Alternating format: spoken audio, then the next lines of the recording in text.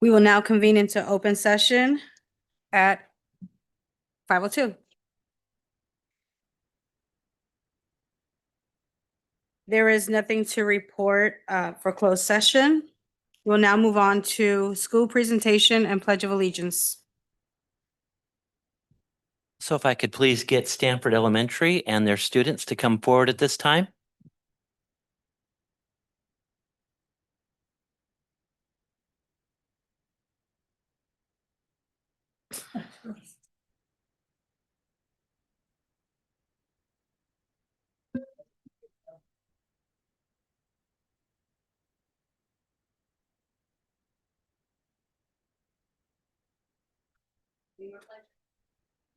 Okay.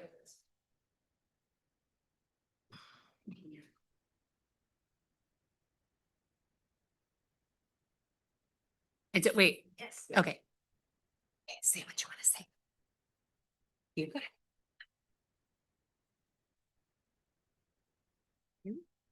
Thank you for inviting us To lead your meeting to the meeting with the Pledge of Allegiance. for pledging allegiance.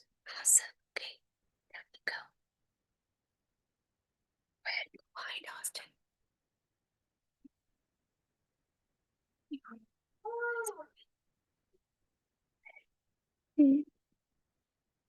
Oh, my name is Mason. And then Austin's gonna go after she says, and then he's gonna say, he'll say all of Grayson's. Oh, okay. I didn't have her say Graceland's for now and then us. Okay, go ahead. Say Saying the Pledge of Allegiance. the Pledge of Allegiance Come on, you know, helps form a connection. connection to our country, the United. United States of America.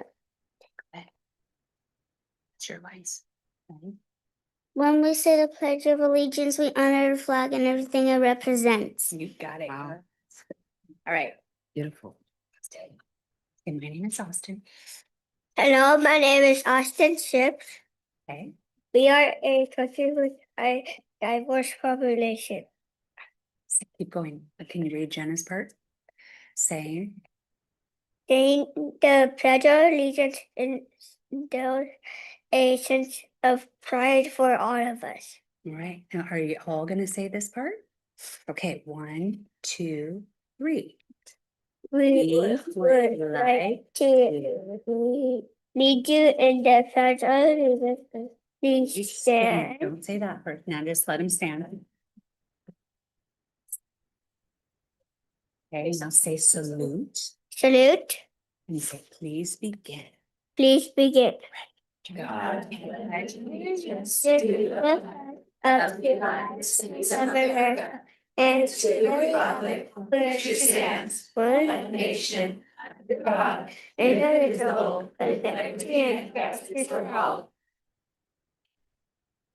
Okay, so come on down. And you're gonna. Okay, Miss North, if you could bring these amazing kids forward, I have certificates for them.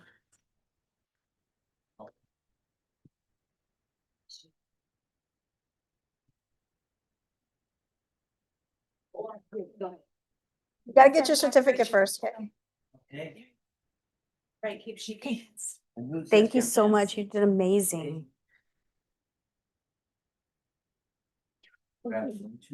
Great work. Who's that? Thank you so much. Thank you for helping. Work. Thank you.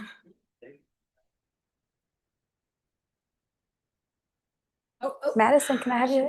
Thank you so much. Excellent meetings.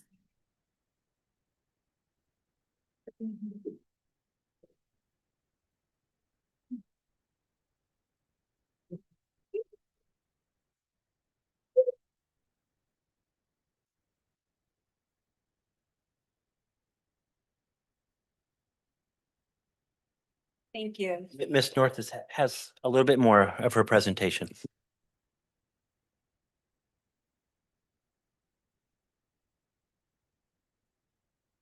Now I am. Mhm. All right. So I just gave you guys kind of a loop of the NorCal Writing Project and what we've been doing. I talked to you a little bit about it at our last study session.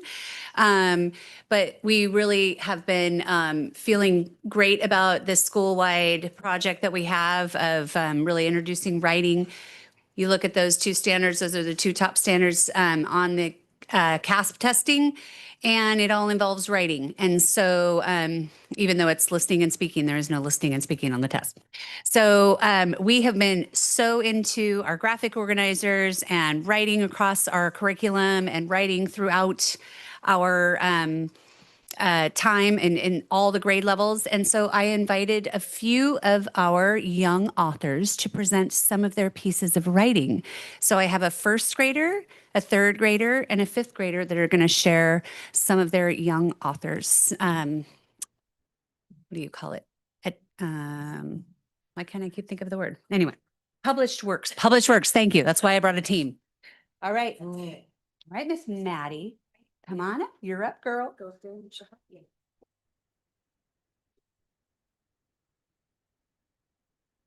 Say, my name is Maddie. My name is Maddie, First grade. and I'm in first grade. There you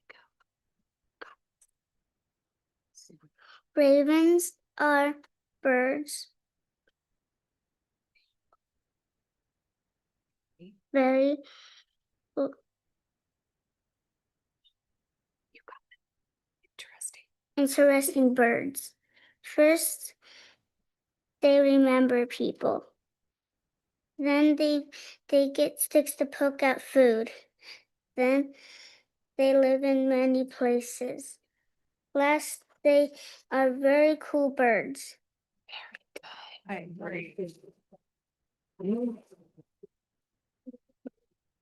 Okay, I want to show your picture real quick.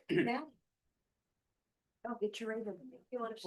Next up, we've got, oh, just show your picture. I love your reading. Very nice. Nice girl. All right. Oh my goodness, lady. Okay. Say your name first. My name is Elena Benefield, And I am in. and I am in third grade. Okay. The life of Jupiter. Planets are interesting to learn about. Jupiter is the biggest planet in our solar system. Let me tell you some facts about Jupiter. First, some facts about basic characteristics. Jupiter is best known to be the biggest planet in our solar system, being able to fit more than all the planets inside it. It can also fit 100 Earths. Jupiter is also a gas giant. It is covered in a cloudy atmosphere that spins, making it look striped. The name of Jupiter came from the Greek god Zeus because Zeus is the king of Greek gods and the most powerful. Jupiter is the biggest planet in our solar system and seen as the most powerful, which is why Jupiter is named after the king of Greek gods. Next, some facts about movement and force. Jupiter has the shortest days in our solar system, taking only 9.9 hours to spin around once on its axis. It also takes 12 Earth years for 1 year on Jupiter. Jupiter's force of gravity is 2.5 times stronger than Earth's, which means 100 pounds on Earth is 250 pounds on Jupiter. Lastly, facts about physical features. Jupiter is the biggest planet in our solar system with a diameter of 86,881 miles. Jupiter has 80 moons. Some are named like Io, Europa, Callisto, and Jumade. The moon, Io, is covered in active volcanoes. As you can see, planets are interesting to learn about with all their different features. And this was what genre? Informational, right? Very good. Wow. Thank you. And lastly, we have our fifth grader. Thank you so much, sweetheart. You'll get a certificate.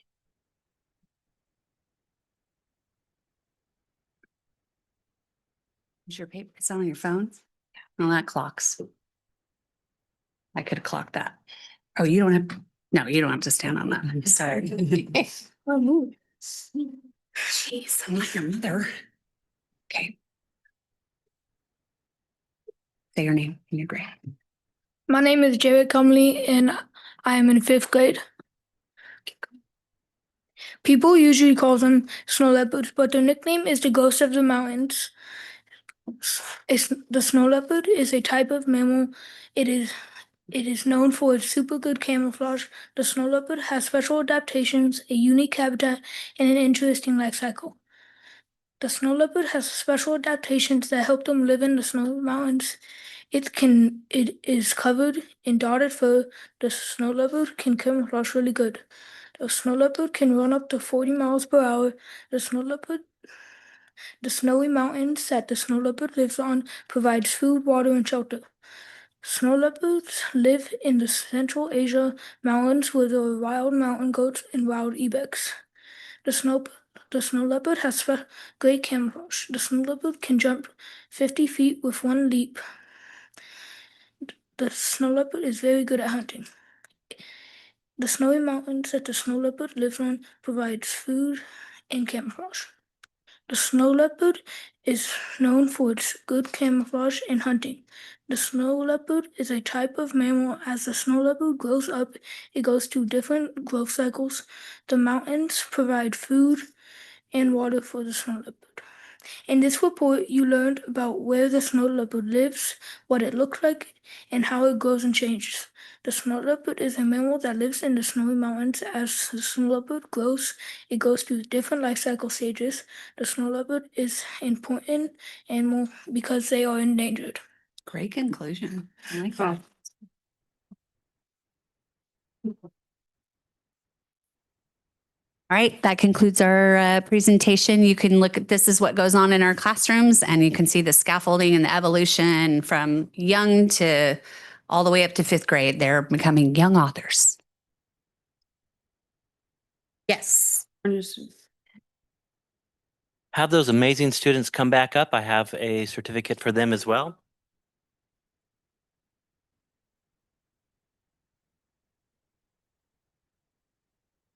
Good job. Lady. Thank you so much. You are amazing. Thank you. Thank you. Thank you so much. I learned. Thank you. Oh. I need to take a picture. I just.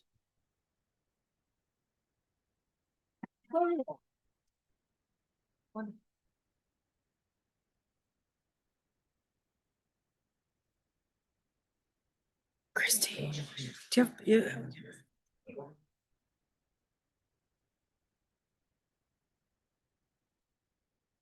There we go.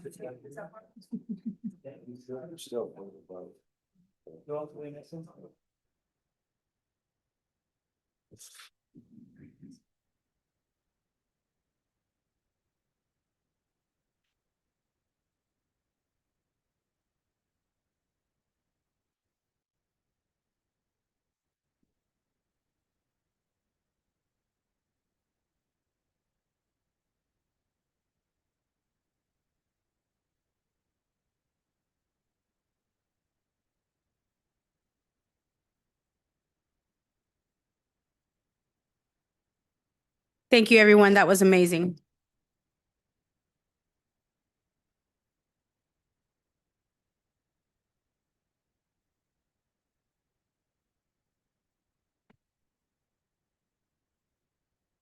We will now move on to the comment session. Comments and announcements by board members. Sandra Barnes. So we went to LCAP, a lot of us did actually, and discussed, was it the LCAP? No. Where we discussed, no, yeah, What was that? Vince, what did we call that money evening, parent evening that we had? it was the LCAP. Okay. So basically we discussed, what each learning site has and what they don't and what might be redundant. So we know where to better place our resources. So that was fun. Beth? There we go. Thank you. That was a good evening. We got a lot of good input, and I want to thank the families that were able to make it. And the administrators that put it on did a wonderful job, so I appreciate that. I was able to visit Ophir and Oakdale schools and enjoyed that. I was also invited to read at Read Across America, and that was a lot of fun. Hopefully the students enjoyed that for the week. I was able to attend the Dream Big band performance and was able to see our Central Issue band, and that was really nice. And I enjoyed my seat because behind me was a parent of a student I had, and then in front of me was a parent of a student I had. So that was kind of nice to get to visit with them as their children are now in the Issue band. I wasn't sure if anyone had been able to go by the Chinese temple. We have a lot of artwork up there from our schools, and it's really nice to see it displayed, not just our students, but in the whole kind of county area. Everybody. So it was very nice. Thank you. Daryl? I have no comment. Bill? I have none at this time. I also attended the Read Across America, had a chance to read, along with Daryl. Me and Daryl were in the same class. The students were very intrigued, and I was happy to be able to do that. I'd like to thank the staff at Ophir. They ran it smoothly, and I saw a lot of representation all the way around. I did attend the St. Patrick's Day Carnival at Wyandotte. I want to thank Christy, Holly, and the staff and parents as well. They had a huge turnout, and I was able to go back. I love going back to Wyandotte. That's where our daughter and our grandkids went. It was lovely to see Miss Lowe. She's just an amazing person. This morning I attended the AEC Planning Committee in Sacramento, which is the annual education conference that we will be going to for the CSBA in December. So I've been pretty busy, and that's about it for myself. Dr. Spencer Holtom? Thank you. So I had the great opportunity to attend a number of our basketball games over the past couple weeks. Been able to see at least 4 or 5 of our schools participate. Really grateful to our, especially to our coaches for putting in a lot of time and effort. Our teams are very competitive and are doing a great job. It was really great to see a lot of our schools, if not all of our schools, represented in one way or another. I also got a chance to participate in Read Across America. It's always a great opportunity for me to be in classrooms, and I appreciate that. And lastly, I'd like to read a letter tonight.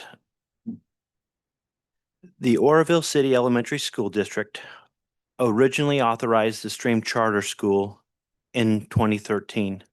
As authorizers of the charter school, the district is legally obligated to ensure that Stream complies with the terms of its charter and the law. Last year, our district, received complaints by approximately 18 individuals regarding practices related to the operation of the charter school. At least 4 former employees had also filed complaints against Stream with the state's Civil Rights Division. Because of some of the complaints contained allegations of potentially unlawful conduct, the district, OCESD, retained a law firm specializing in school district investigations to conduct an impartial third-party investigation into the allegations. The investigation was delayed when Stream insisted in December that the district enter into an unlawful agreement that would have kept the results of the investigation confidential. The district refused, and after the parties reached a resolution, the investigation resumed earlier this month. As the charter authorizer, the district was asked by the California School Finance Authority, CSFA, which administers Stream's application for facilities funding, whether Stream was in compliance with the terms of its charter as part of that agency's audit of the charter school. The district advised the CSFA of the pending investigation, and the CSFA decided to withhold facility funding from Stream.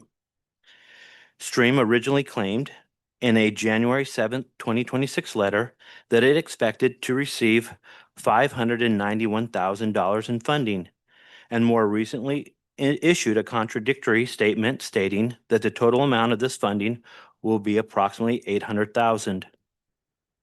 That decision, whether to release Stream's facility funding, is that of CSFA and not the district. The district's role was limited to responding to CSFA's request by notifying it of the pending investigation. Stream falsely claims that the district never informed it of the basis of the investigation. I, the superintendent, advised Stream co-directors of the investigation on July 17th and by telephone on August 15th of 2025, where I also invited them to come and have a sit-down discussion with me, and they declined, and formally delivered notice of investigation to the Stream Board in person on August 27th, 2025. On February 11th, 2026, Superintendent Holtum, who's myself, along with 2 district board members and cabinet, also met with Stream's cabinet and 2 board members to discuss the investigation. The district is committed to completing the pending investigation into Stream and taking any additional measures to help the charter school address any issues identified in the investigation. Thank you. Thank you. Vince Young. Thank you. And so I like to provide an update regarding math piloting. Our math pilot subcommittee or committee went ahead and selected HMH into mathematics and Big Ideas Math and You to pilot for the duration of the remainder of this month into middle of April, at which time we will make a recommendation to superintendent regarding the math curriculum, the chosen curriculum, and then we will move into presentation to the board in May, hopefully for approval and purchase of the curriculum. Aside from that, we have completed district-wide the 3rd inspect assessment, and there were gains from the winter to the spring.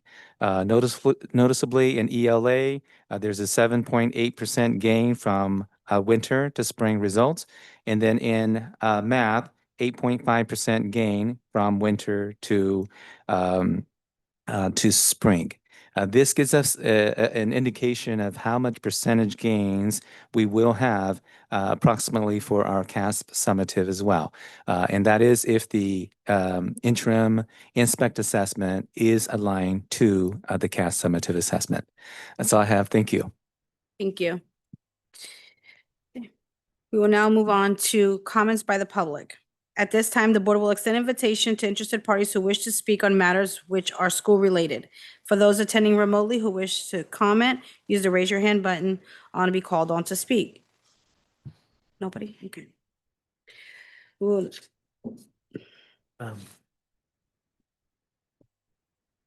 Which one are you on? Make sure the comments will be limited. Comments will be limited to 3 minutes per person and 20 minutes per subject. Are there any comments by the public?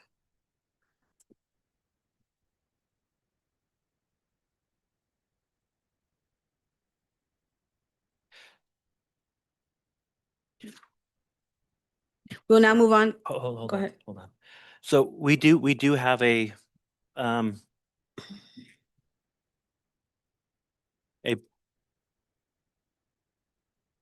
sign-up sheet passed around, and this is public comment. And if you would like to come forward at this time to share your comments, now is the time.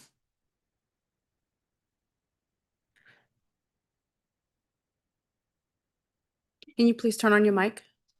Just press the button at the bottom. There you go. Thank you. Perfect. All right.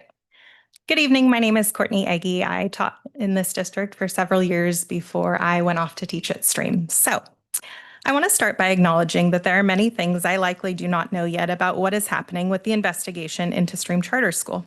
What I do know and can share is my personal experience surrounding concerns that prompted the investigation that ultimately led to the current status of Stream being deemed not in good standing.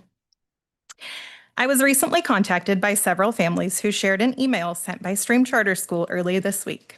As a former employee referenced in that message, I felt a responsibility to come forward, share my experience, and provide additional context that may assist the community in understanding the circumstances surrounding the school's current not in good standing report. During my time at Stream, I experienced ongoing harassment and retaliation from members of the administration. I also witnessed and was aware of similar concerns raised by other staff members. These issues were not isolated incidents, but part of a broader pattern that contributed to a workplace environment that many employees experienced as unsafe and unsustainable.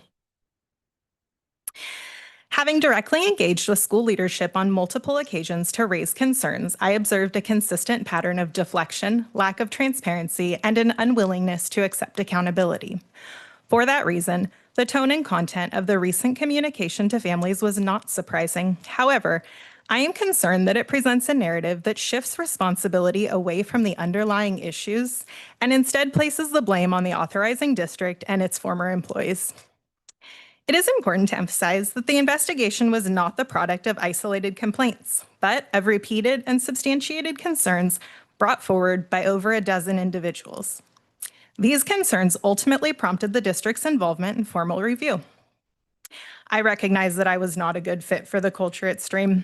I value integrity, and I believe in speaking up when something is wrong. I'm confident that my refusal to falsify attendance documents marked a turning point in how I was perceived by the administration. I also raised concerns regarding the school's special education services, as I believe they were not aligned with what was in the best interest of students. In my experience, compliance was prioritized at a surface level, while deeper student needs were never fully addressed. I frequently asked questions and sought clarification, and those efforts were not well received. Over time, it became clear that raising concerns carried professional consequences. My experiences during and following my employment at Stream have had a lasting impact. I ultimately stepped away from a career path I had been committed to for over a decade. I can proudly say that as an educator, I consistently demonstrated success in my classroom. I built strong relationships with students and their families and supported student achievement across multiple grade levels. Since my separation, as I am stepping into a new career, I have successfully completed extensive background investigations with 2 law enforcement agencies and received employment offers from both. Thank you. That is time.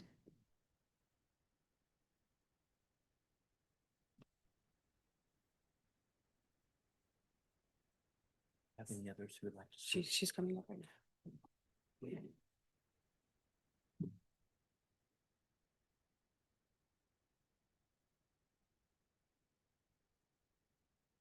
Is it on? Yeah. Okay. I'm Janet Kelly, and I have been not involved, but knowledgeable about what was going on with Stream from its inception. I know a number of families that have been impacted by Stream and the hope that the children have been given because of their education.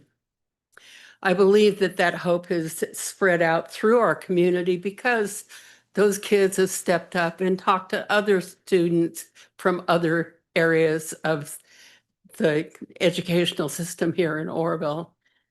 My feeling is if we lose the charter, we lose Stream, we also lose hope for some of our children. I know a number of the teachers. I know of what their background is. I've known Devin from the time that he came, and I know what his heart is in. I really strongly ask, and my question is, if the school and the charters being investigated are the individuals that have brought complaints being investigated, is there an ulterior motive here? That's my question. Thank you.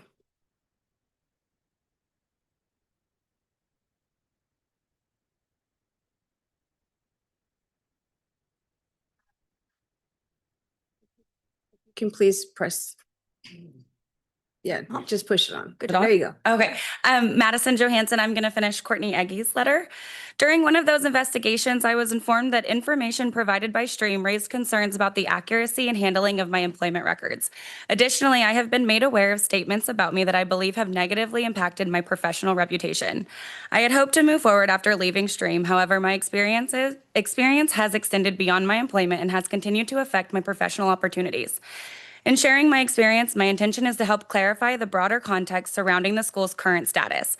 The designation of not in good standing is not the result of isolated complaints or external targeting. Stream was aware of the investigation as well as the ongoing legal matters prior to this designation. This situation is not about personal grievances or individuals seeking to create conflict. The authorizing district has a responsibility to ensure accountability and cannot designate a school as being in good standing while serious concerns are under investigation. The current status reflects the actions and decisions of the school's leadership over time. Ultimately, my hope is that this leads to meaningful reflection and accountability with a renewed focus on what should always be the priority, the best interest of students. Thank you for your time and your dedication to the students of Orville. Thank you. Will there be somebody else? Next on our list is Kim Teets. Okay. Thank you. Next on our list is Devin.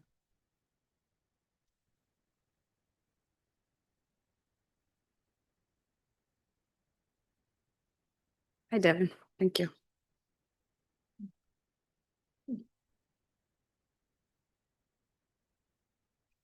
Thank you, sir.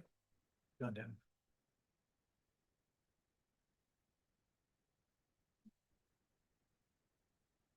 It's on. Is it on? Okay. My name's Devin Thomas. I'm the co-director / principal of Stream Charter School. At Stream Charter School, there have been 4 individuals who have had the word director in their job title. Only one of the 4 has had and continues to have an adversarial relationship with this district. This has ultimately led to an investigation full of allegations from former Stream employees that has caused our school to be subject to lose a grant. The reason for us losing this grant is due to us not being in good standing with the district, a designation that was shared with the grant providers on October 13th, 2025. We were not notified that we were eligible for the grant until December 12th, 2025 by the grant providers. The timeline you received, that is from Ms. Ellen Hamilton, shows the majority of communication this district has had with the school, with our school this year, has been between Dr. Holtum and co-director Ms. Ellen Hamilton. On 3 occasions, Dr. Holtum called Ms. Hamilton regarding a possible investigation. The last time he called on November 13th, Dr. Holtum told Ms. Hamilton that Devin was the focal point of the investigation. Never once did Dr. Holtum call me with such information. You have some written statements from former Stream teachers who are key witnesses in this investigation. May 20th, 2025, a key witness wrote, "I'm worried about what his Black community and the NAACP will do." On May 22nd, one witness sending a text message to 2 others stated, "I know Spencer, the superintendent now. He disclosed to me that he does not like Devin." The individual continued, "When he was interviewing me, what was the real reason for leaving Stream? He said that he wasn't surprised that it was because of an administrator. He told me to keep it between him and I, but he didn't like Devin, and he has helped a lot of people from Stream get jobs at OCSD." On May 23rd, 2025, a witness wrote to a parent, "And the NAACP and the local Black community are ready to swoop in and save him." The parent responded, "Because race is always more important than actually being able to do a job." Sad to say, this is not the first time that I've heard this type of information, and my character has been called into question, and the leader of this district has been receptive to these and other fabrications. Embellished lies that have been stated throughout the community and on social media have caused me and my family much hurt and anguish, not to mention Stream employees as well. You all have access to me, and I'm willing to share with you anything about these allegations and work with you as I'm willing to work with the investigator you've hired. I would ask that we work together for the betterment of students in our community rather than receive one-sided allegations as facts and Thank you, rush to Devin. Your pull time is funding. up. Thank you.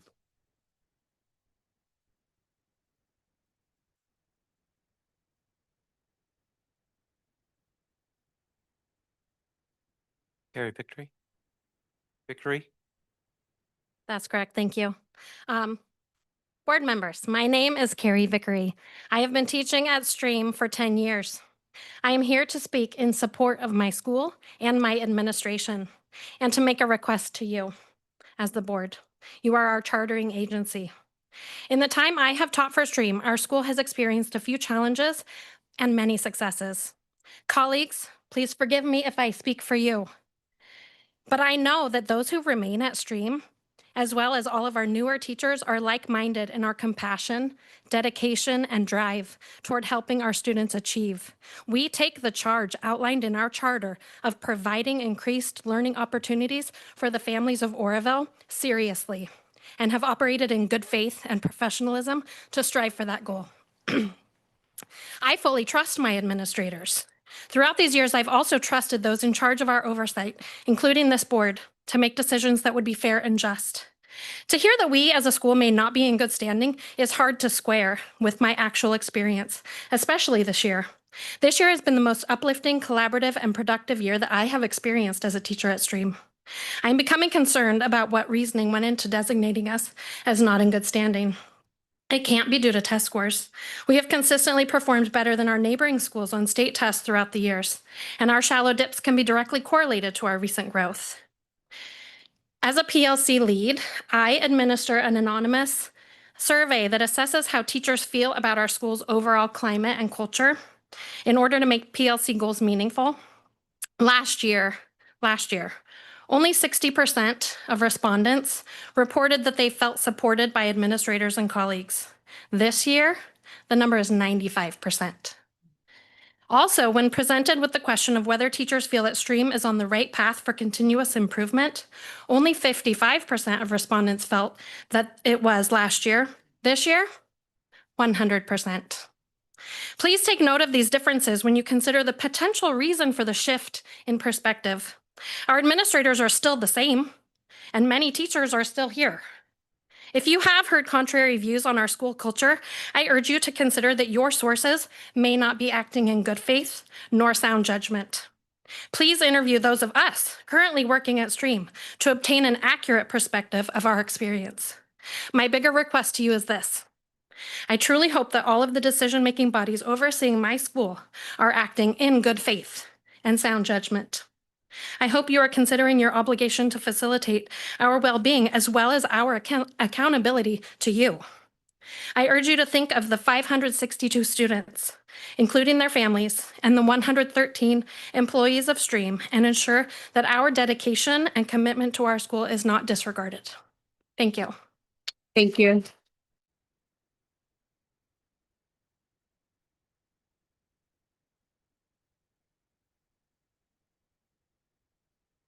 Who's next? Edward Hall?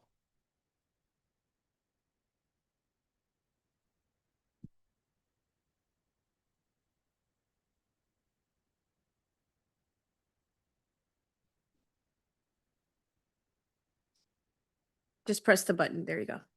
Okay, sorry. My name is Edward Hall. I'm a community member of Oroville, arrived about 14 years ago. Prior history is military. I'm a disabled veteran from the first Iraqi war. I've been a vice president at JP Morgan Chase, designing their technology globally. Retired a couple times and been in the community. I'm a local pastor. I'm a senior chaplain with the sheriff department, senior law enforcement chaplain. Also, I've done work with the schools on the high school side as well, just encouraging and helping where I can. And when I heard about these things, I became very concerned because I think our community is better than this. You know, we always want to keep a focal point on our youth and keeping our youth here and involving our youth in things. And the man I know now is Devin is not the person that I'm hearing in the complaints. I know from public media that some of the people, because it's in the public, that were making these complaints are saying different things on the origins of these complaints, and it's in public media. So there's due process on one side. So I'm kind of concerned that a grant would be turned away or denied because Stream's under investigation. Any entity, any legal government agency could be under allegations. You can't stop anyone from casting allegations, but that should not impact you receiving a grant unless the allegations have been proven true. So for them to be denied whatever their amount is totally wrong. That's not due process. I remember when the schools were under DOJ purview, and some thought it was not fair, but they didn't cut away anything until things were either proven or denied. And I think the school board should take that same approach. It's kind of like you're guilty and you have to be proven innocent. And I think we're better than that. We have too many lives involved, from the teachers to the students to the parents. And I know with the audit, that's also was on the agenda. That stream, when they open up 6 through whatever, they took a lot more students away from the elementary school system. So there's budget issues on both sides. So it wouldn't be fair for someone to come in and say that the Oroville Elementary School is not in compliance because they don't have enough money now. So just do, when we do investigations, it's what's fair. You got to hear out both sides, weigh the evidence that's public, and deal with the facts. And I think if you do, we wouldn't even be here talking about Stream today. So I encourage you, let's do our best to do things appropriately and due process. I'm not accusing anyone of doing anything. I'm just encouraging, because I do know the man, Devin, and that's not him, what's being said in the public forum. Don't know what complaints you have, but I seen what's in the public, that some of the same people that filed complaints are actually Your put up time is up. videos, and the videos are not right.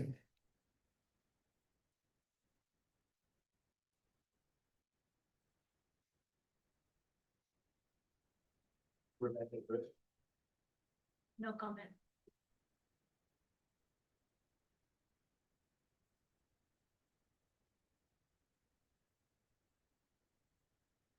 How many more people do we have after her?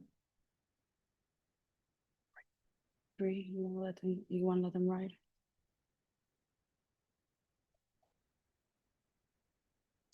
Good evening. I have known Devin for some years. I have seen his sons grow up, and they attended the church that I attend. They have grown up to be fine young men. One is in his 3rd year of college. The other is in the Air Force, learning skills that will take him through the rest of his life.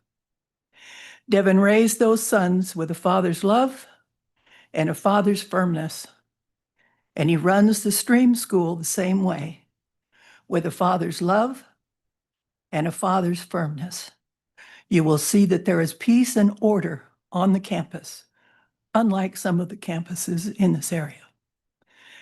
And so I am concerned, and that perhaps we are seeing what Chief Justice Clarence Thomas said so eloquently some time ago.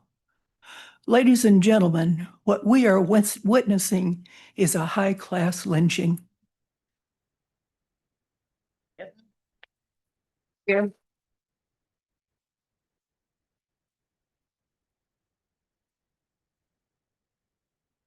Janet Kelly.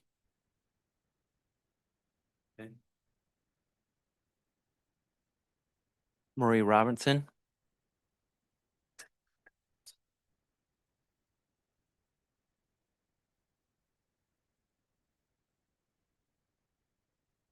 Hello, my name is Marie Robinson. Nice to meet you, Superintendent Holton, and to all the board, excuse me, director here. I'm gonna bring it from a different perspective, in a sense, on behalf of Stream. We know that a lot is going on. I don't know what the investigation is, but what we have to look at is who's going to hurt, and it's going to hurt the children. If you take the children, close down the Stream doesn't get the grant, all their positive reinforcement for each one of these children whose lives they have been touched will now have to go into a school where the report cards aren't so good. Stream has a very great outlook on their children, even with their ratio, 22-1, but the city school is 23-1. Okay, teacher ratio. Then you have what they focus on. They provide the stream provide the school with the science, technology, reading, engineering, arts, and mathematics. What stream stands for. Those children will not be able to get that type of education if you take them out of stream and then engage them into a different environment will be not at their level, because now they're at a higher level. So the whole focus is, who do we want to hurt and who do we want to save? We want to save the children. Again, like I've said before the school board, the kids are our future. And we all have to take every measure possible to make sure we do the right thing for the kids. Whatever the investigation details that come out, first of all, was it an investigation where I was talking with them where you all can hire a non-biased investigator, where both sides put in on it? Because we don't want any biasness with the investigation, right? Because they're organizations. So basically, that's what organizations would do, especially when they're in the public eye. But to any event, I'm hoping that this is not anything personal, anything private, but take the children. It's the children who we all need to look at and understand. It's not about allegations in a sense to where you can deal with the allegations and the investigation and the outcome, whatever that may be, you can deal with it. But it should not impact the children. They should be educated and they should be able to remain at stream. Thank you. Thank you.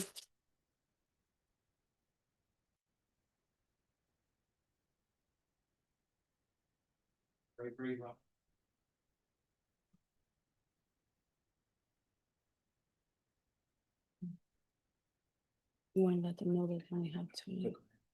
It's on. Oh, great. Before you speak, I'd like to remind you that you do have 2.5 minutes left.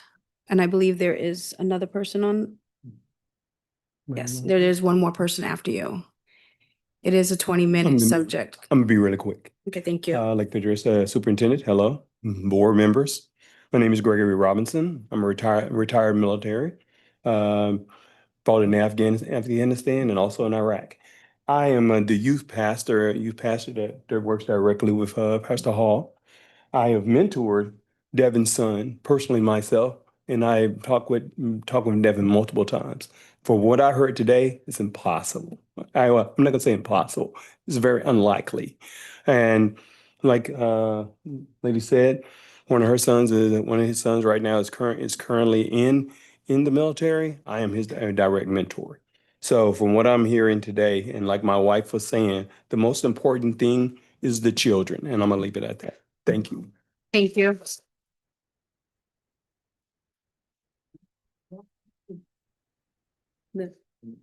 Yes, so Lily.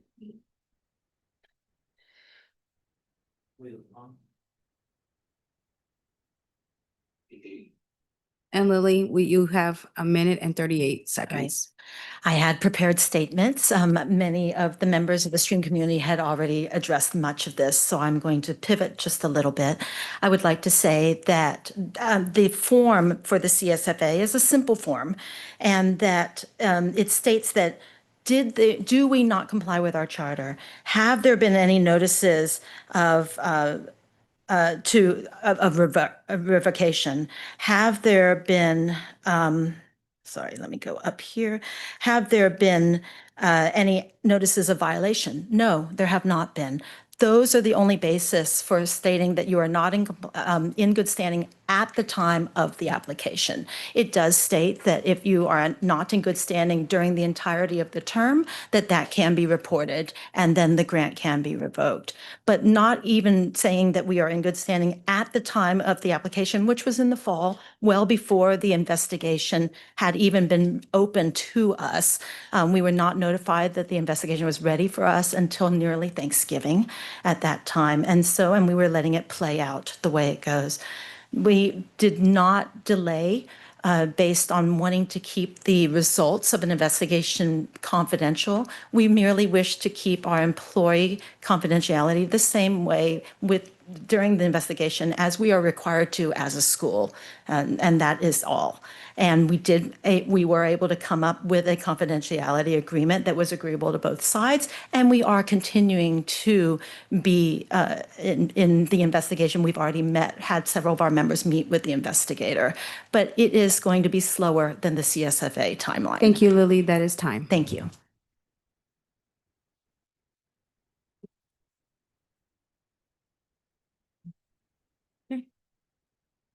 We will now move on to presentations.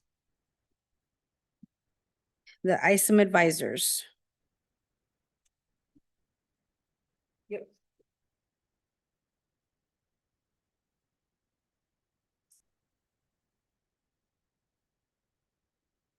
Thank you all for coming. It was wonderful to see you.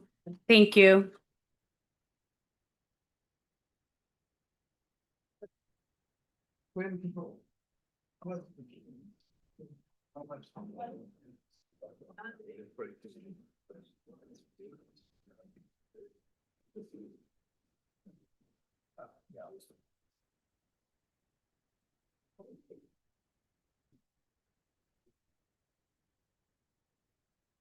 Do you want to give us a second? We'll pull up your presentation. Yeah, I was just going to say good evening, everyone. Dr. Holtum, board members. How are you?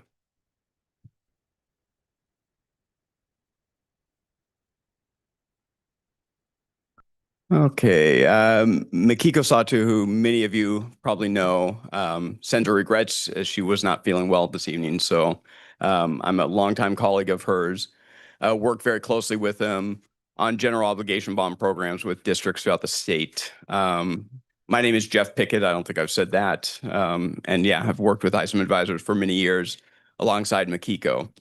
So she asked me to stand in for her this evening. Thank you for having me.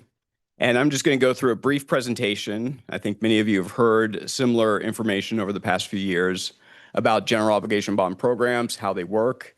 As I go through this, again, it's very brief, but feel free to stop me, ask questions. I'll be able to answer hopefully most anything for you. And if not, we could always get back to you very quickly. So with that, yeah, we'll just jump to this first page. I'm going to put on my glasses so I can see, and I've got a copy. And just so that you know, we have the presentation in front of us, so we're looking down here. Good So to know. yeah.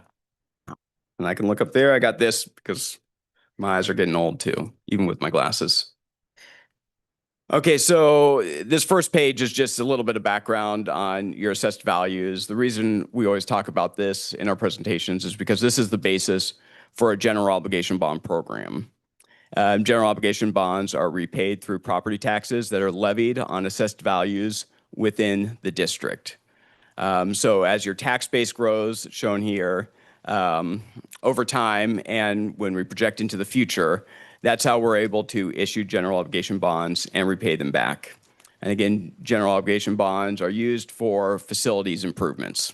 And that's all they can be used for. They can't be used for programs, salaries, benefits, any of that. Strictly for facilities. So over the past 20 plus year history in the district, your tax base has grown nearly 4%. Nearly 4%, which is very strong, robust growth rate for the area and in general in California. So we'll just jump, unless there are any questions on that, we'll just jump to the next page. The district has a very unique opportunity here. It doesn't happen very often. And again, we work with a lot of districts throughout California. And this ability to issue bonds, and what we call it is an tax rate extension model, tax rate extension. You have some bonds from 2002 that were approved by voters, and those are going to be falling off the tax roll in the next couple of years. Basically, the payments will be going away in the next couple of years. Currently, people are paying approximately $21 per 100,000 of assessed value. So that means if you have a $100,000 home, which I know is not here, but if you have a $100,000 home, you're paying $21 a year in taxes to support the bonds. If you have a $200,000 home in the district, you're paying $42 every year. As those fall off, Again, we call this the tax rate extension model. We can actually extend that tax rate for another 25 to 30 years and get you more money, basically, get you more money for improvements. And if we're holding that tax rate at that $21 level, you can get approximately $18 million for facilities improvements. Okay. And again, I say this is a unique opportunity because one, this simply doesn't happen that often in California. A lot of districts do have bond programs, but they only fall off every once in a while. Again, this was a bond program from 2002, and now it's finally falling off the tax rolls. So to be able to do this, and we found in the past too that communities are more likely to support bond programs if you go out to them and you tell the community, well, you're currently paying this tax on your property. We're not going to raise it. We're just going to extend it another 25, 30 years. And the benefit is you get better facilities. And we were talking about students earlier with the presentations or the discussions earlier. You get better facilities for your students and your teachers. Okay. Any questions on that? Hopefully pretty straightforward. And then I'm going to jump right to the timeline, what it takes to get a bond on the ballot. There are two opportunities in 2026, and one is in June. Currently, that's just not possible to get on the June ballot. One, it would be very quick for you, but two, the deadline passed to get on the June ballot. But November is a real opportunity for you. And just kind of working backwards for for a November election, you essentially have to get on the you have to get on the ballot measure with the county early July, late June. Okay. The actual limit in California is 88 days before the election day, but in Butte County, they want you to deliver items to them sooner than that. So early June, recent historical, deadline. As early as late June, the county will want you to essentially approve a resolution to get on the ballot for November election. Okay. Just working back, I'm kind of going backwards in this whole thing here. Jumping to where we are today, spring of 2026. This is just talking about the potential to do a bond measure in June. And that's kind of where we are right now. I'm here exploring the feasibility, which basically means, do we want to do it? Do we want to ask the community what they think about it? Do we want to see what projects are available and how much those will cost? And so that's what we're discussing tonight, and that's what you would do in these early phases of exploring a bond program. And then now working on down April, May, and June, you'd start firming up those ideas. What are the real projects that you need to do? Potentially doing a survey and asking the community what is important to them, because they're going to have to vote yes or no on it. So what is important to them? And also reaching out to community members, high-profile community members, civic leaders, to see if you can get their support. Because if you get their support, often people that look up to them will follow. Okay.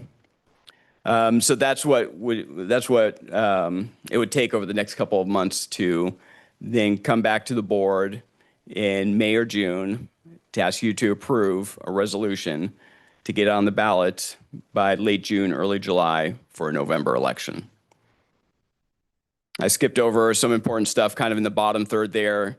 If the board were to approve a resolution to get on the ballot, then you move into what I call campaign mode.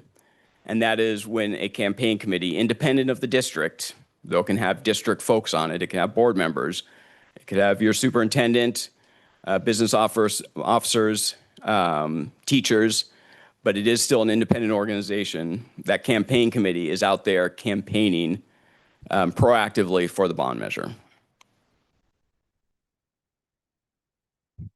So like I said, pretty brief presentation, but I think you have a little bit of history looking at this and going through it. And again, I'm here to answer any questions. Go ahead. I have several questions, but go ahead, Daryl.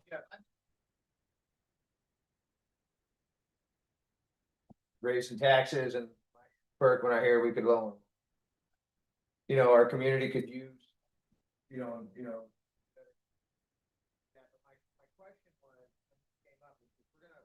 entire community because we're split as a district. We have our high school district, but we also have a charter school. It's possible to go with this bond and ask the community.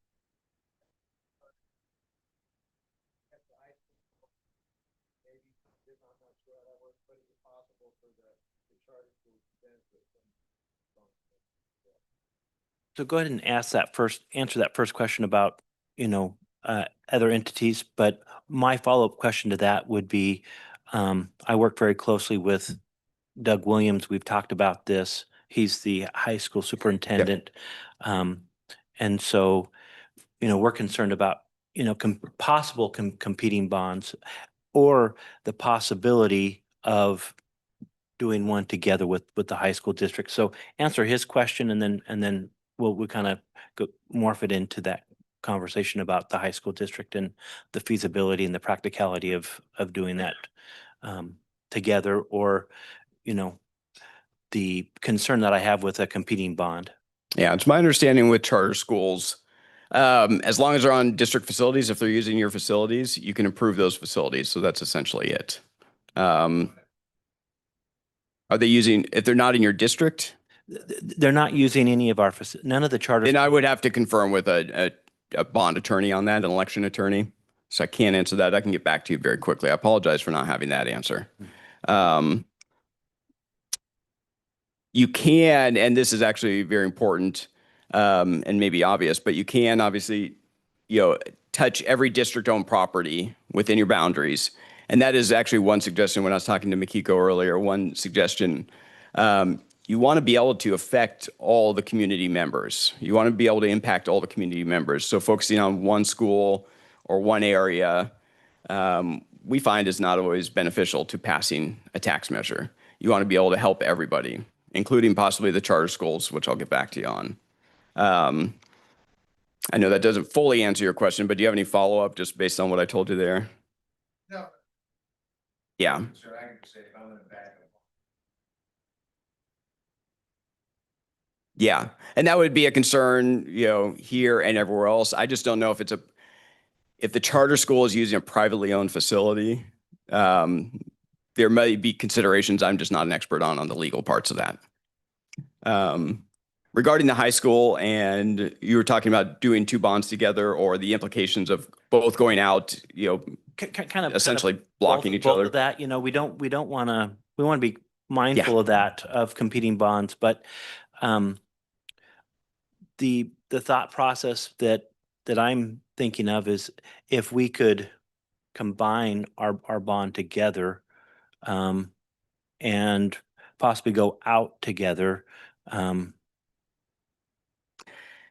You could, and it depends also what any other elementary districts are doing in the area, because you don't want to compete against them essentially.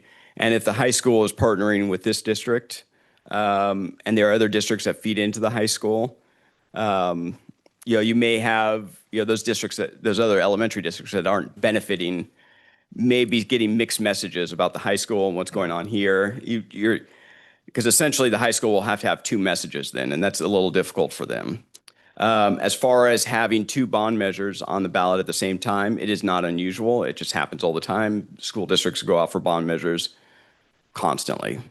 Having said that, that's where I would think doing a poll, and I know you've done polls in the past, but that's where doing a poll in this case would be very beneficial. One, we ask questions about tax rate sensitivity. Regardless of the high school doing their measure or not, we asked folks in the district, would you approve a tax measure? One, would you just simply approve a tax measure?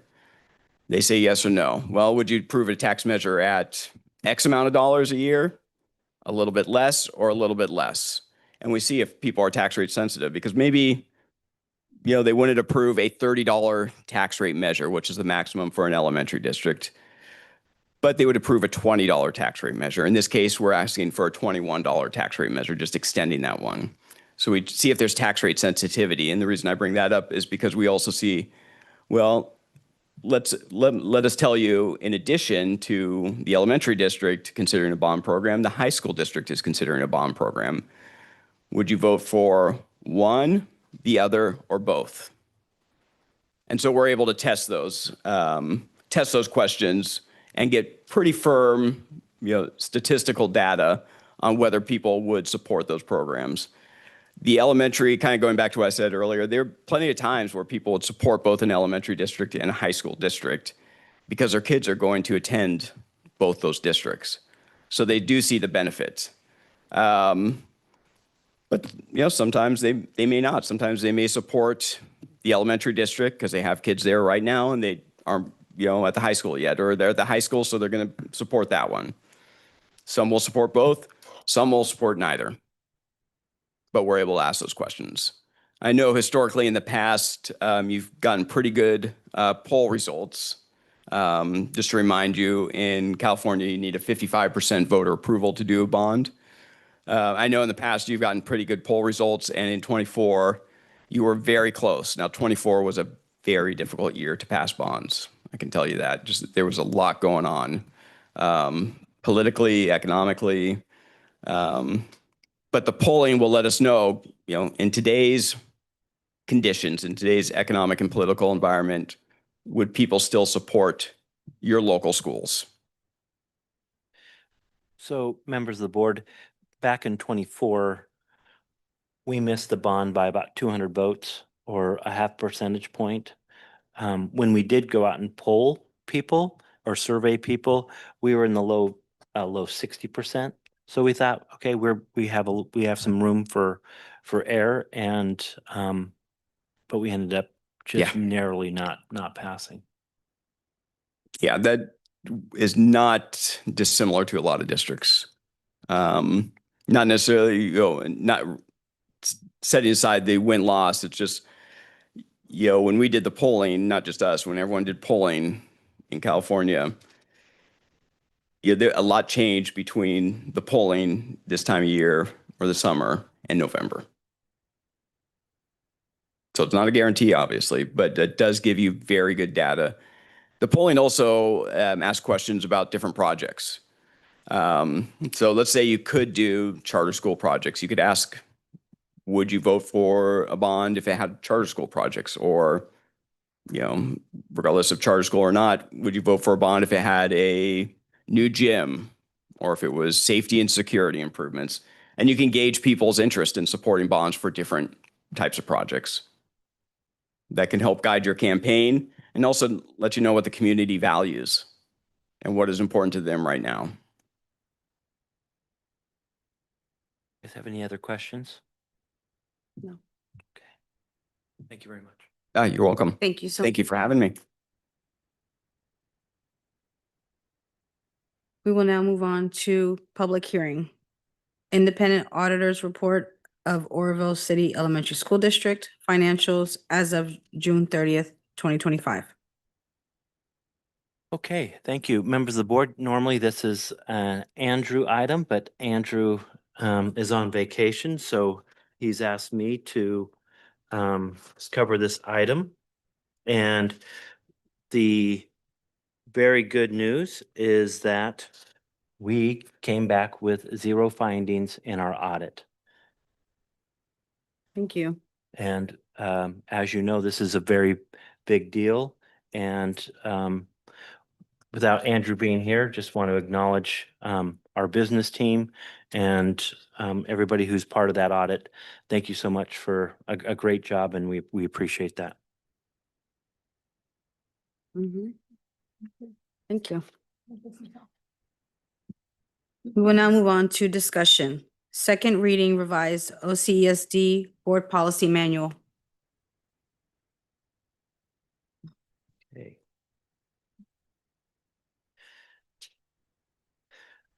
So this is the second of 2 scheduled readings to allow for the thorough review and public comment. Do we have any questions at this time with our first reading? No. Did you? I know that we did have some conversation on our next one, but if you have any questions, board, along the way, because as you know, we've been updating a lot of our policies and doing a lot of reading. In the future, I know Ms. Parmentier, when she had questions on some, she did a call with both me and Andrew to discuss at length some of the changes or some of the questions. We were able to go through that, and so I just want to let the board know that's available to you. And Thank you. Madam President, this is not an action item, so We'll now move on. One question. yeah. Daryl, did you have an opportunity?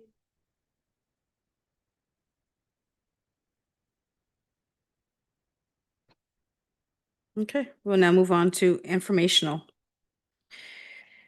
Board handbook update. So I would love to be able to turn this over to Christy, but she would not like it if I did that. So, and the reason I say that is because Christy is the one who's been working on this project, and I appreciate that. At our board study session, we put in quite a bit of time talking about doing a board handbook and updating what we have. And so instead of recreating the wheel, we have gone to a number of district websites, including some of our neighboring districts, Chico specifically, and we have a number of working handbooks to kind of go off of. And so we've printed all those off, and we're kind of compiling and comparing, and we'll be bringing back a handbook to you in the coming months that kind of takes bits and pieces of what we think is the best part of the districts that we're looking at right now. ESBA also has a template too. So we're looking at all those pieces so that again, we're not spending tons of time recreating. We're taking the best of what we see from a lot of districts out there that have them. Okay, and that'll be brought to us to review? Pardon? That'll be brought to us to Yes, review and go that over? would Okay. be, so what we're doing is Christy is printing them off, we're starting to look at them, and we'll compile one that will just be ours, and we'll bring it to you for review and then for adoption. Thank you. Thank you. We'll now move on to number 10, action session, public comments on action items. The board will extend invitation to interested parties who wish to speak on items that are listed on the agenda. For those attending remotely who wish to comment, use the raise your hand button to be called on to speak. The Brown Act does not allow the governing board to discuss or take action on any item that is not on the posted agenda. Is there anybody online? Okay, is there anybody that would like to make a comment?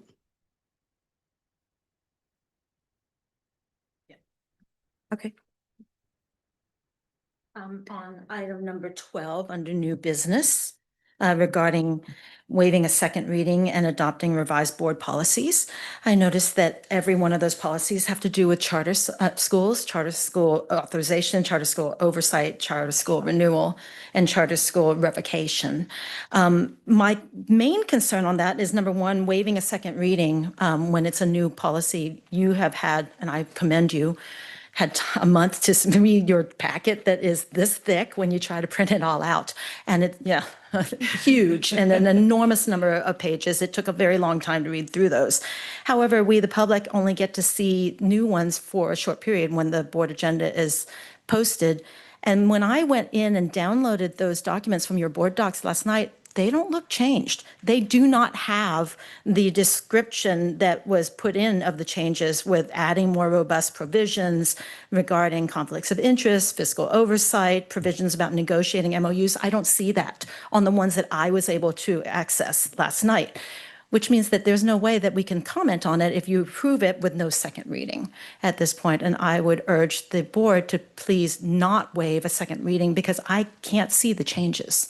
I don't see what's on there. Please check.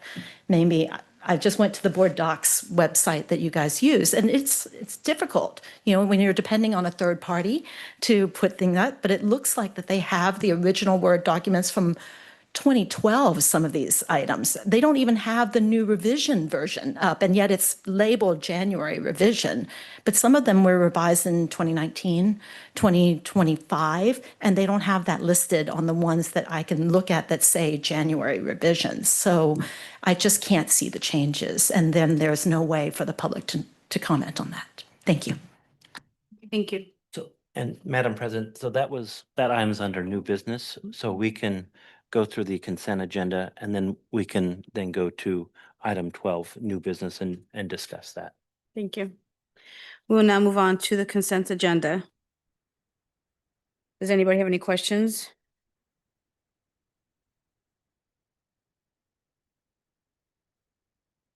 Can I get a motion to approve the consent agenda? So moved. Can I get a second? I'll second. All those in favor? Aye. Any noes? Any abstain? Pass with 4 yes votes. Now we're on to new business. Waive second reading and adopt revised board policies 0420.4, AR 0420.41, BP 0420.41, 0420.41-E1, BP 0420.42, and BP 0420.43. So board, as you know, we've been doing an extensive process of going through all of our board docs as we're transitioning to a new system, updating a number of our policies, including the charter school authorizations. I know that you've had a lot of questions about that. And I know that we spent extensive time discussing a number of different policies that we've been bringing forward over the last couple months. So now is the time to kind of talk, and I know some of you had some questions. I'm just not confident passing these. I know time is a constraint. Is it? So we don't have any time constraint. Okay. This Okay. has It's not. this It's has like nothing half-baked. to do with It's all mushy. anything that's going on, currently. As you can see, we have a number of different policies on the board agenda tonight. Mhm. And if you look in past months, we have, we've passed a number of them. I will share with you that I can't speak to your question about accessibility to board docs. I'd have to look into that. But what I will share with you is that John Ye, our attorney, because this is an area that I'm not an expert in, has reviewed these board policies, and I know that Sandra, you wanted to talk more about it, and we can. My basic concern is that in a lot of areas where it discusses processes and procedures, it just says the board shall be overseeing this particular process or that particular process, but it doesn't delineate whether or not it's the county board, whether or not it's us, whether or not it's the charter board. So I would really love to see some more concrete delineation of who is actually overseeing. Because at one point it's like 23 pages of just, 117 different laws, and which I appreciate. And we're not asking anything in them that we wouldn't ask already of ourselves or that isn't ed code. But, it's like I said, it's like half-baked bread. It's all mushy in the middle. There's no, on a policy level, I just don't see it. There's just too many questions, when you're getting into these policies and these procedures of oversight, it's really important to make sure that you know exactly who has responsibility of what process so that there's no question. Certainly, and that's one of the reasons why we're Lord. updating all of our policies. As you know, a lot of them, you went through the process with us, Sandra, that were 10 and 20 and 30 years old, that we want to update and make them clearer and more relevant and more specifically compliant with what. No, I'm talking about new, meaning updating, not Right, new I know. like brand new. But we do know that laws are ever changing, and some of the policies that we have added are new because of new laws. These specifically, we're updating. So I agree, it's a little confusing when you look through them to decide it. But a question on the clarification on the revising, because I think I've asked this before and was told it wasn't, when we switched to board docs, we weren't able to. So we used to be able to see, you know, the scratched out part that we did. But then when we switched over, we said we couldn't do that for this, but going forward in the future, we could. So I think that's a reason it may have been original adopted in 2015, and now we've updated it with CSBA language and ours, depending on what we kept, but we can't see the difference because of Right, coming from to the new before. program. Yeah, So yes. that's what makes Unless you it a read the challenge, original. and And I then you read this. had that question before when I looked at things also. So. So we'll go back and talk. We've already gone back to, is it Gamut that we're going to? Or the new program? So we're going with the new program Gamut. And we've gone back there at least, and when I say go back, meaning talk to the company, and, you know, we're trying to navigate the rollover to see if there's any way that we can get the track changes that I think you're asking for. Is that what I'm hearing? Well, I wasn't as much asking for it as that I'm just trying to explain it. That's why you can't see that in there, because I asked in the past, you know, how do I know the difference? I can't tell. I, you know, have to look up an old board packet somewhere, find it. But that from going forward, once we get it going and get completely switched over to the new system, that we'll be able to do that in the future is what I thought my answer was for that.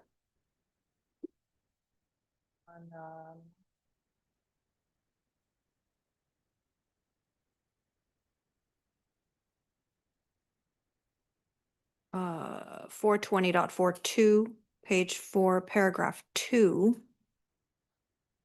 And it That's says, the charter school renewal.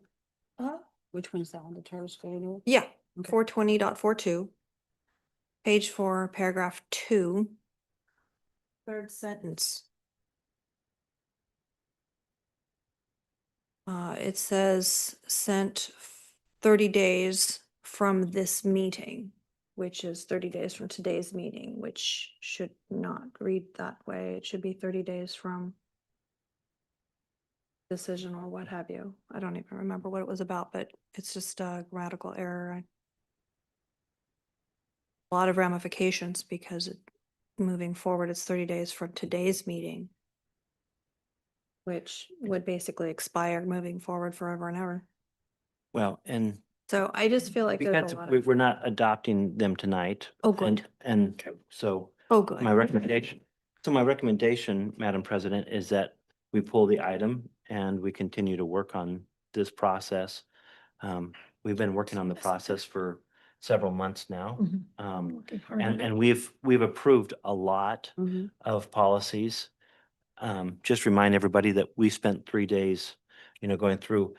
But the problem with that is that there are going to be little things missed, and so, but that's why we're going to allow as much time as we need to put as many eyes on it as possible, so that, you know, moving forward.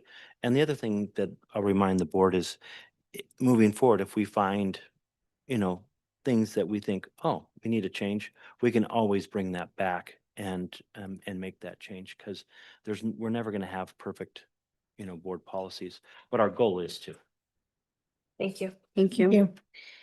We will go ahead and move. And if you'd like, Madam President, if you'd like to, you know, just pull that item and we can bring it back, we can do that. Okay, we'll go ahead and pull item number 12 on new business, which is waiving the second reading and adopting revised board policies. We will now move on to adopt OCSD's board policy manual. Oh. Thank we you for will do- coming, you all. It's good to Thank see you.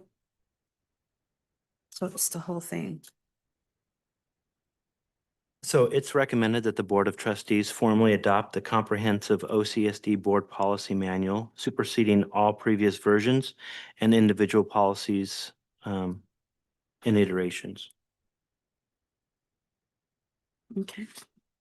So then we pulled the adoption, So we pulled the reading, the charter the school. charter school one. Okay, But not the board policy. Okay. Can I get a motion, please, to approve the to adopt the OCSD board policy manual? Make a motion that we approve the OCESD board policy manual. Can I get a second? I'll second. All those in favor? Aye. Any noes? Any abstain? Passed with 4 yes votes. Approve memorandum of understanding with the California School Employees Association, COTA, and SLPA. So OT stands for occupational therapist. CODA stands for Certified Occupational Therapist Assistant, and SLPA stands for Speech, Language, and Pathology Assistant. So what we are doing is it is recommended that the MOU with CSEA regarding the new job descriptions for occupational therapist and the CODA and the speech language assistant be approved as presented. We've been working with CSEA on these job descriptions, and we are currently taking back an OT and a CODA position from the county, because we are now at a point where we have enough students where we need our own. And then a speech language and pathology assistant. We are currently short a couple speech pathologists, but so is most districts. And so we're looking for other ways to help service kids, and a speech pathology assistant is able to do that. So I ask that you approve those tonight. Does the board have any questions or concerns? Can I get a motion to approve? I'll make a motion to approve. Can I get a second? I'll second. All those in favor? Aye. Any noes? Any abstain? Passed with 4 yes votes. We'll go ahead and move on to D, adopt OCSD's second interim budget. It is recommended that the Board of Trustees approve the 25-26 second interim budget report. Again, Andrew's not here tonight. If you have any questions, be easy on me. Does the board have any questions or concerns regarding the budget? Okay, can I get a motion, please? Can I get a second? Second.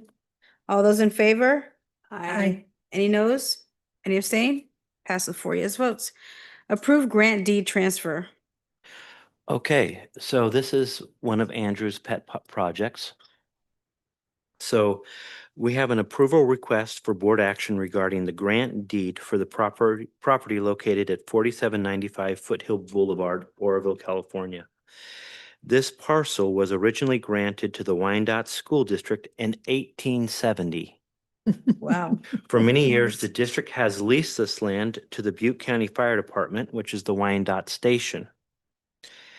At this time, we are requesting formal board approval to execute the grant deed, transferring ownership of this property to the County of Butte, a political subdivision of the state of California. This action will allow the county to assess full ownership and responsibility for the site, and we respectfully request the board consideration and approval of this item. So bottom line is, at one time, well, 150 years ago, we owned this property. Since then, the fire department has taken it over, and in years past, you as a board have agreed to let them use that property for $1 a year because they've assumed that ownership. What we'd like to do is just grant deed that over to the fire department, and we will no longer have to have any liability or any deed to that property that we've been leasing to them for who knows how long. And so a notary came to see me this past week so that we could start this process, but the final step is for the board to approve it. Where did he find this deed that's from 1870? We had Kayla from the business office spent a lot of time tracking something down and working on this project.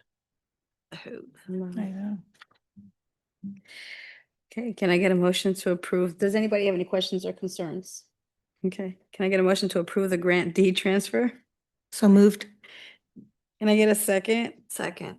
All those in favor? Aye. Any noes? Moment to stay. Any abstain? Pass with 4 yes votes. Okay, we'll now move on to business and finance. Approve revised 2025-26 classified salary index. Okay, it is recommended that the 25-26 classified salary index be approved as presented, effective February 18th, 2026. This reflects a change to the preschool master teacher salary range. And this is in order for us to become much more competitive with the area in regards to salary for this position. Okay, does the board have any questions or concerns? Can I get a motion to approve? So moved. I get a second? I'll second. All those in favor? Aye. Any noes? Any abstain? Pass with 4 yes votes. Thank you. Approve revised classified salary schedule. So the last item, this item and the next item has, just want to let you know that this was all agreed upon through the CFIRE process with CSEA. And this one has to do with supplemental degrees or master's degrees for the classified employees that currently have master's degrees or supplemental degrees in our district. This came about because oftentimes occupational therapists have master's degrees. Our educational therapists have master's degrees. And we wanted this to be consistent across the district. All of our certificated staff that have master's degrees get an $800 stipend.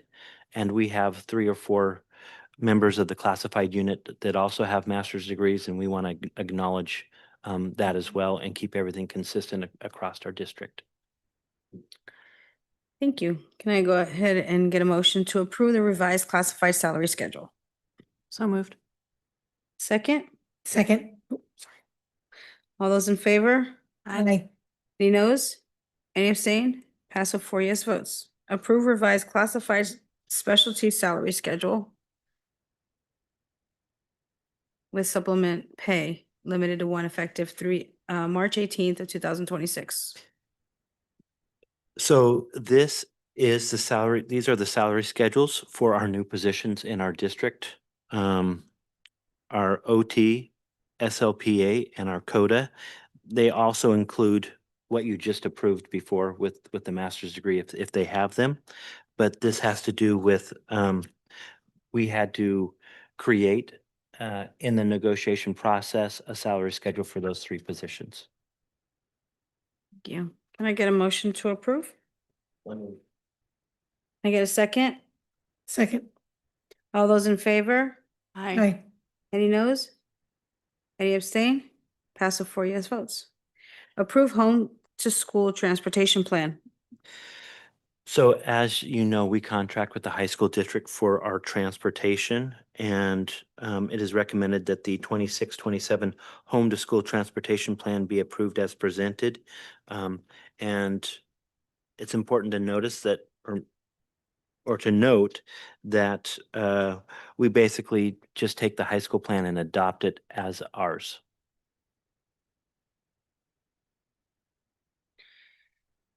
So that's already gone through their board. Yes, this is already in their plan, and because we use them, we adopt their same plan so that we use their plan, but we also have our own because our kids are riding on their transportation. Okay. But this is identical to theirs. Okay. Does the board have any questions or concerns? Okay, can I get a motion to approve home to school transportation plan? So moved.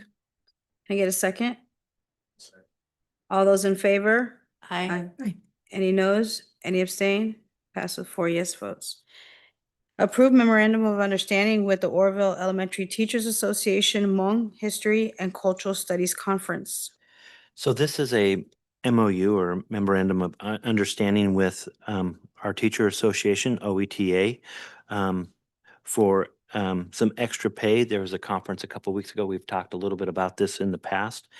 And we have an MOU because Orange County Office of Ed was going to pay teachers directly for that conference. But based on our contract and some other things, we've worked with Orange County Office of Ed to pay us directly, and then we can compensate our teachers according to our contract. The biggest difference is in our contract, when they go to conferences that are after hours or on a Saturday, they have the option between being paid or getting comp time. And so this MOU allows us and informs the board that we're going to get that direct pay and then compensate them according to their desire. Okay, does the board have any questions or concerns? Can I get a motion to approve? Make a motion to approve the MOU with the Oroville Elementary Teachers Association. Can I get a second? Well, second. All those in favor?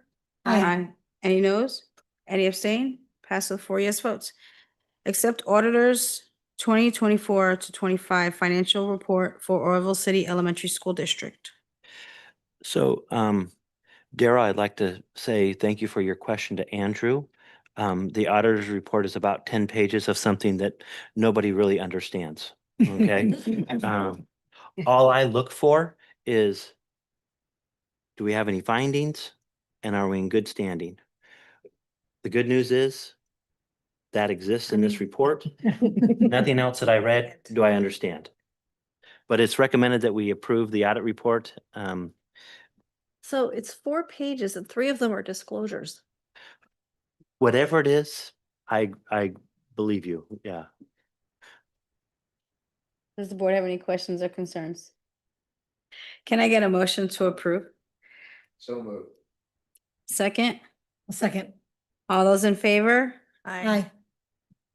Any noes? Any abstain? Pass with 4 yes votes. We'll now move on to curriculum and instruction. Approve 2024-25 school accountability report cards, SARS. This is procedural, yeah? No, it is action. Yeah. Oh, that's right.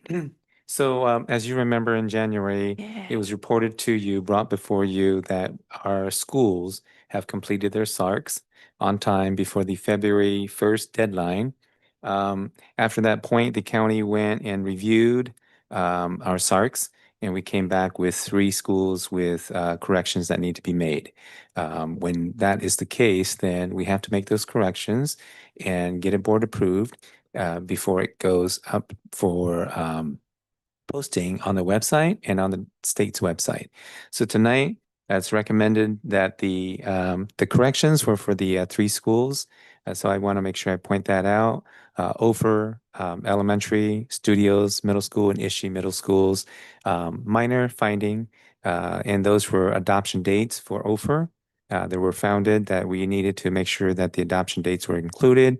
For both Studios and Ishii, it was regarding the facilities inspection report with some inaccurate dates and information on there. So it has since been corrected. All the other 3 schools are good to go. And tonight, we're bringing this forward to the board for approval so that we can move forward with posting it on our website and on the state's website.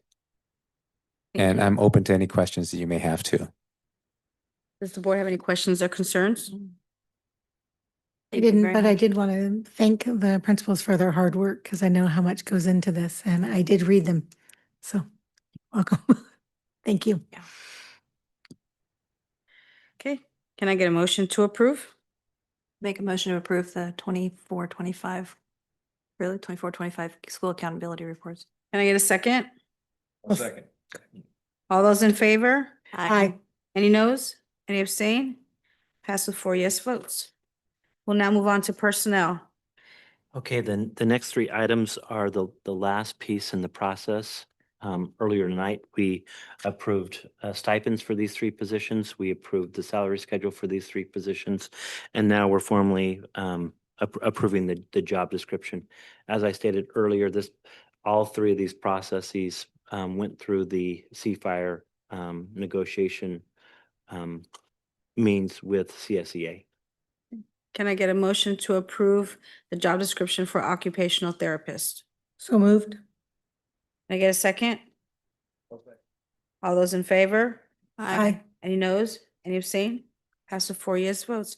Approved job description for occupational therapy assistant. Can I get a motion? Can I get a second? Second. All those in favor? Aye. Any noes? Any abstain? Pass with 4 yes votes. Approved job description for speech and language pathologist assistant. So moved. Can I get a second?